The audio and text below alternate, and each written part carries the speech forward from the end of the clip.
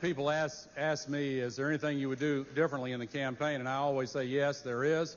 If I had it to do over again at the convention in Los Angeles, I would have kissed Tipper longer. Let's talk about the losers. The Republicans have built a solid base in the Electoral College, while ours has vanished. The young people have always voted for me until this time, and it hurt, and it still hurts. Look, there's no question that the negative campaigning hurt us. I had hoped that it would be possible to run a good, strong, positive campaign without having to take up a lot of time responding to those kinds of attacks. I'm afraid in the campaign, in the process, we were accused of being against people. I never was a darling of the far right.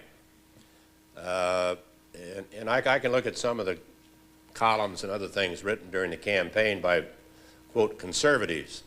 I always thought I was pretty much of a mainstream conservative. Fear and the war was shoved at America in an exploited way that made it very difficult for people to get out from under that 9/11. And when Osama bin Laden appeared on the Friday before the election in that tape, it shifted the last days of that election.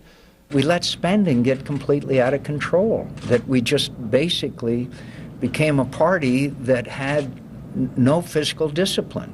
Heaven knows I have experience running for president. My campaign could have done a better job trying to figure out how to push back on or make more transparent so that people would understand.